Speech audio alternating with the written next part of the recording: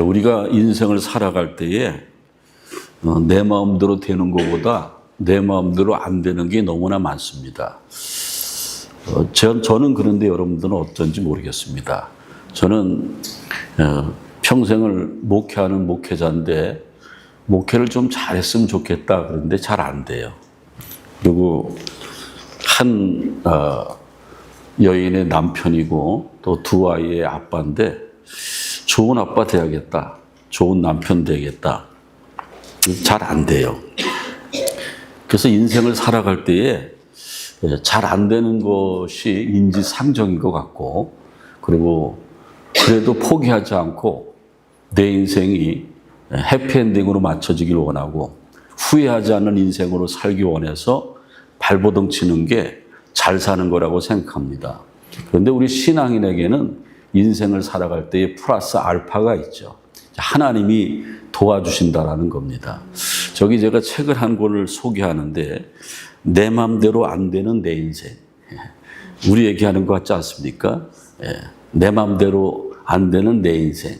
내 마음대로 안 되는 내 새끼들. 뭐 이렇게 그런 것들이 있지 않습니까? 우리가 인생을 살 때에 실패할 때도 많이 있고 기가 막힌 일을 당할 때가 많이 있습니다. 오늘 성경 본문의 다윗은 나를 기가 막힐 웅덩이와 수렁에서 끌어올리시고 그랬습니다. 다윗은 인생을 살아갈 때에 정말 최선을 다했지만은 기가 막힌 일들, 사람으로서는 도저히 해결할 수 없는 그러한 문제에 직면할 때가 많이 있습니다. 근데 그때마다 하나님을 찾았고 하나님이 그 수렁에서 끌어올리셔서 반석 같은 데다가 놓이셨다고 그랬습니다.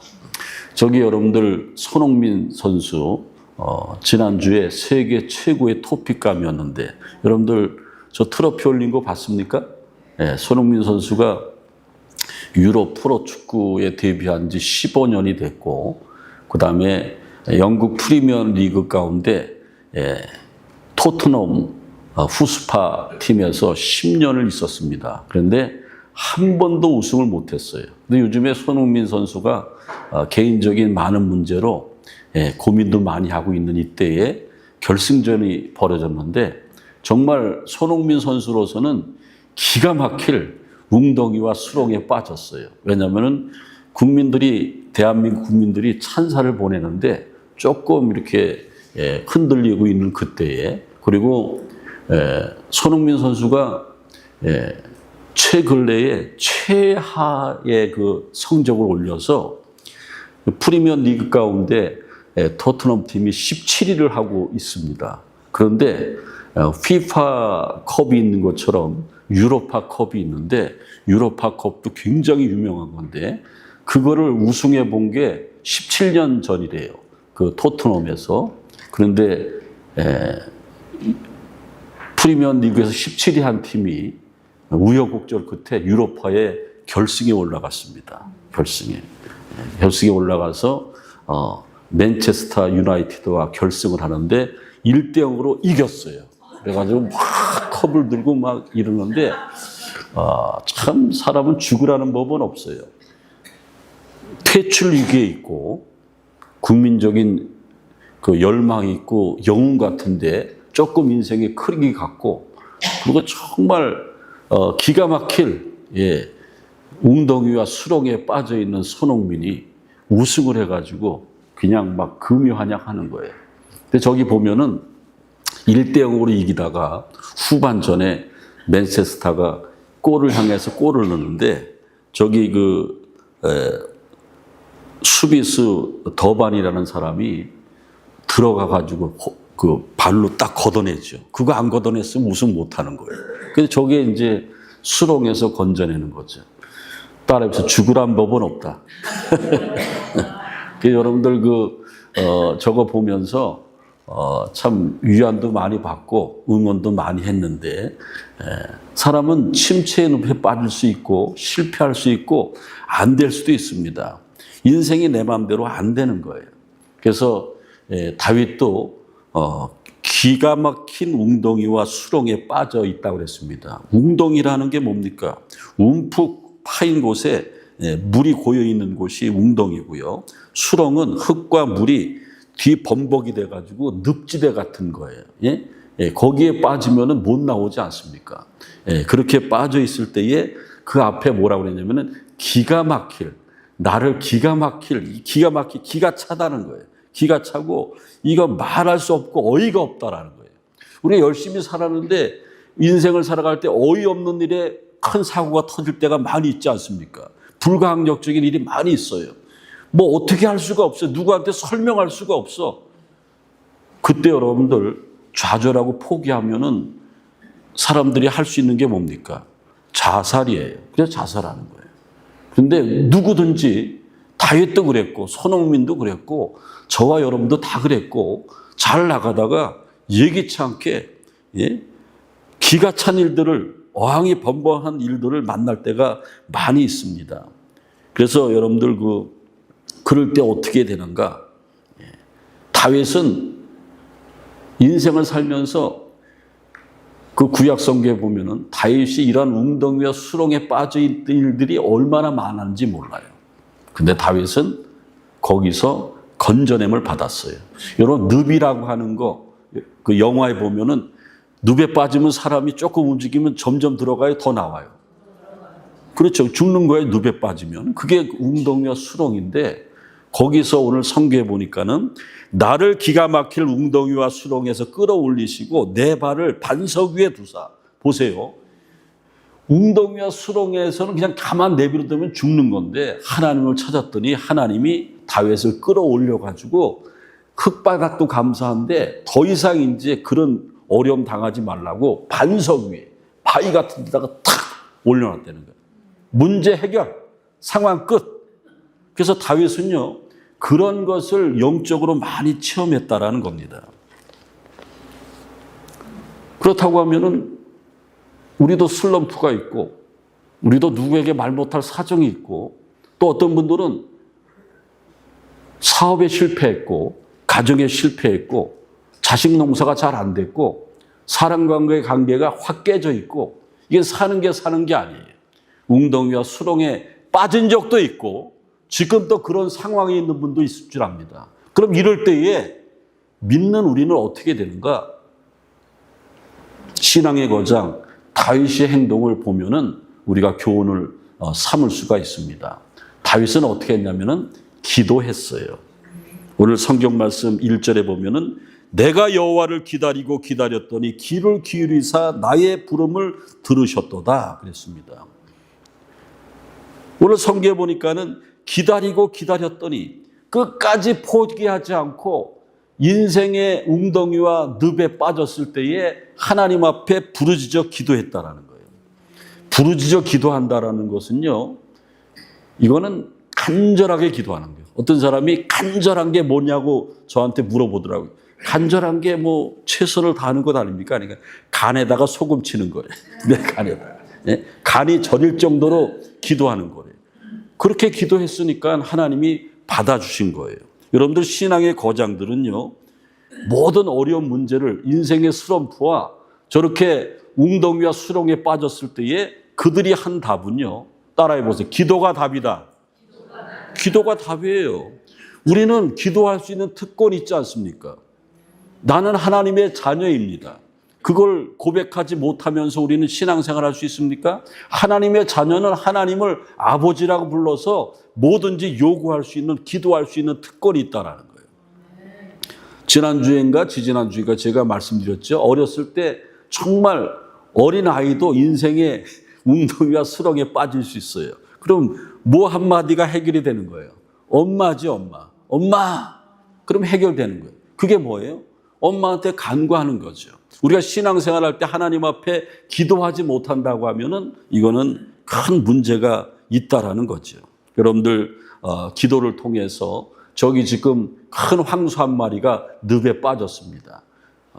저거 이렇게 보면서 저 소를 끌어낼 수 있는 거면 뭐가 와야 되겠습니까? 큰 밧줄을 가져와 가지고 부르도자나 큰 트럭이 와 가지고 소 뿔을 묶어 가지고 이렇게 하면은 끌어낼 수 있겠죠? 그런 힘과 능력이 하나님께 있다라는 거예요. 다윗은 간절히 기도했어요. 신약 성경 빌립보서 4장 6절에 보면은 아무것도 염려하지 말고 오직 모든 일에 기도와 간구로 너의 구할 것을 감사함으로 하나님께 아뢰라 그랬습니다. 그러면 여러분들 인생의 침체의 늪에 빠졌을 때, 실패했을 때에, 웅덩이와 수렁에 빠졌을 때에, 이거는 내가 해결할 수 있는 문제가 아닌 문제에 봉착했을 때에 기도하라고 그랬는데, 그 기도는 하나님께 다 맡기는 거예요. 조금만 맡기는 것이 아니고 하나님께 다 맡기는 것이 기도하는 것이고, 범사에 하나님을 인정하는 거예요. 그래서 잠언서 3장 6절에 보면은 너는 범사에 그를 인정하라. 그리하면 내 길을 지도하시리라 그랬습니다. 현대교회는요, 점점 줄어가는 게 있습니다. 물론 교인 수도 줄어가지만은 그거와 동일하게 줄어가는 게 뭐냐면은 기도하는 사람이 줄어간다는 거예요. 저만 느끼는 것이 아니고 세상에 있는 모든 목회자들이 느끼는 거예요. 기도하는 사람이 줄어가는 거예요.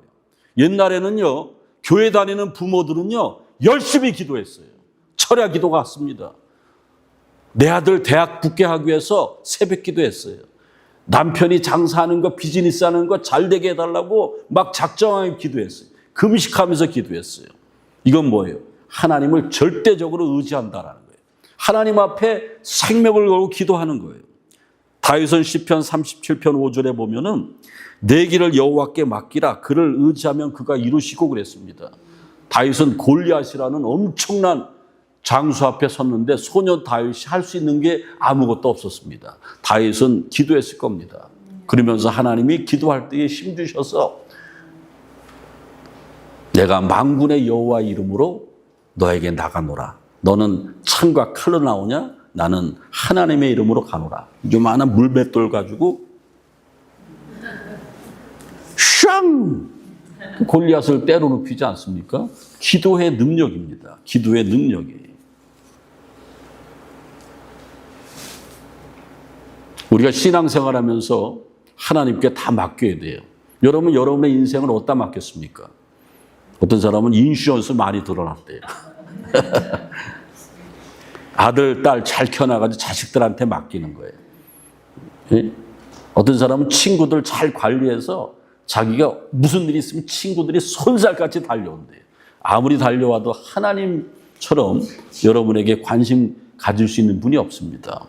우리가 택시를 타도 우버를 타도 그 기사한테 우리 생명을 맡기는 거예요. 그 사람 처음 본 사람인데 운전을 어떻게 할지 어떻게 알아요? 죽을 수도 있는데 비행기를 타도 기차를 타도 다 생명을 다 맡기는 겁니다. 심지어는요, 남 모르는 곳에 가서 식당에 가서 밥을 시켰어요. 거기다 밥에다 뭘 집어넣는지 어떻게 알아요? 다 맡기고 먹는 것 아닙니까? 그런데 정말 중요한 순간에 하나님 앞에 우리의 인생을 못 맡기는 교회 다니는 사람들이 있어요. 그래서 여러분들 교회 다니는 사람들을 그냥 다니는 사람, 신자라고 그래요. 믿으려고 다니는 거예요. 근데 신자, 진짜 잘 믿으면은 계급이 좀 올라가서 그 다음에 뭐라고 시키면은 성도라고 그래요. 성도. 예, 성도. 그래서 성도로서 거룩해서 직분도 받고 그에 충성하고 하나님께 인정받고 사람들한테 귀감을 보이면은 그때 예수님이 뽑아요. 몇 명만 뽑아요. 12명만 뽑는 거예요. 제자가 되는 거예요. 예? 제자가. 여러분들, 우리의 신앙이 깊어지면 깊어질수록 하나님 앞에 모든 것을 의지하는 기도 생활을 할 수 있다는 겁니다. 그래서 날마다 숨쉬는 순간마다 내 앞에 어려운 일 보내. 예측불허 인생에 날마다 숨쉬는 순간마다 내가 오늘도 하나님께서 생명 주셔서 하루를 살아가는데 어려운 일들이 있어요. 앞이 캄캄할 때 기도 잊지 마세요. 그 다음에 인생의 수렁에 빠졌을 때에 우리가 할 일은 다윗은 뭘 했냐면은 찬송했다고 그래서 찬송. 그래서 오늘 3절에 보면은 새 노래로 우리 하나님께 올릴 찬송을 내 입에 두셨으니 그랬습니다. 여러분들 그 찬송이라는 것은요, 하나님을 높이는 건데 찬송에는 능력이 있어요. 다윗이 능력이 있었던 것은 새벽마다 찬송하면서 기도했어요. 그래서 여러분들 기도가 응답이 되고 기도가 깊어지기 위해서는 찬송해야 돼요. 한국에 가서 여러분들 큰 기도원 같은 데 가보신 분 있습니까? 아니면 옛날에 한국에서 아주 신앙생활 뜨겁게 해서 기도원들 많이 가신 분들, 철야 기도하신 분들 있지 않습니까? 근데 기도하기 전에 기도할 때 기도원이나 그런 기도 집회에서 뭐 합니까? 찬송을 하죠. 들어갔던 성신이요. 이 사람들 미쳤나? 방구하. 처음에는 하나님이 역사하시는 것, 하나님이 은혜를 주시는 것, 기적을 주시는 것 체험하지 못한 사람은 여긴 내가 있을 곳이 아니야. 그래 갔다가 그냥 빨리 하산해버리고 말죠. 그런데 안 그렇더라고요. 저도 처음에 갔는데 깜짝 놀랐어요. 큰 기도원, 대한민국 제일 큰 기도원 제가 갔는데 신학생 때 이렇게 처음 갔는데 문을 확 열고 수천 명이 나와서 기도하는데 그 3층에 그 출입문이 있고 쭉 내려가는데 문을 확 열었는데 그 악취 문을 확 열었는데 그냥 막 냄새가 막 사람들이 모여서 막 금식하고 기도하고 그 냄새가 밀려오는데 울렁울렁 거려가지고 밖에 나가서 확 토했어요. 그런데 그게 제가 기도원 가는 거에 이제 묘미를 드리는 시작인데 그렇게 하고 귀향이 왔는데 기도하자 그랬는데 찬송의 은혜를 받는 거예요. 저 사람 문제가 저렇게 많은데 막 찬송 부르는데 나는 얼굴이 막 그냥 인생 다 살은 사람 얼굴 같아요. 옆에 사람 얼굴 쳐다보세요. 그런 얼굴이에요.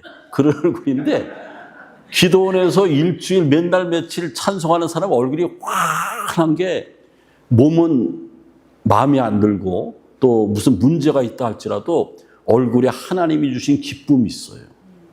그래서 여러분들 기도원에 가면 찬송부터 하는, 기도 응답 받으려면 찬송을 해야 돼요.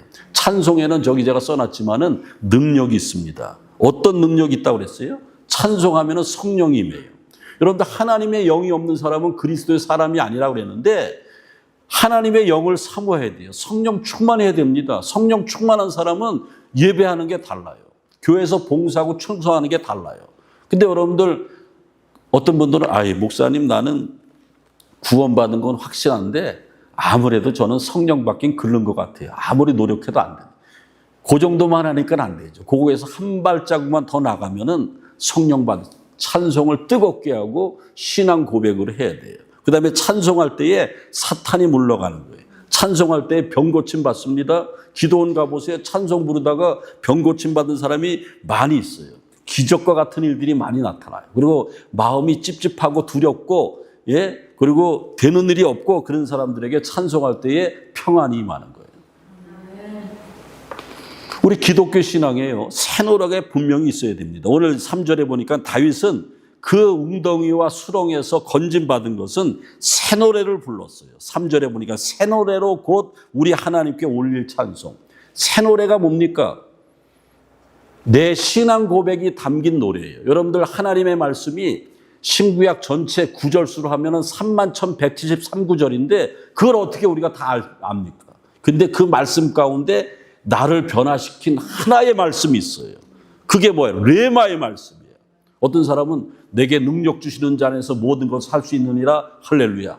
너의 행사를 여호와께 맡기라. 그리하면은 여호와께서 지도해 주시리라. 뭐 이런 게 레마의 말씀 아닙니까? 그런 레마의 말씀이 있는 것처럼 새 노래는 나를 변화시킨 찬송이 있는 거예요.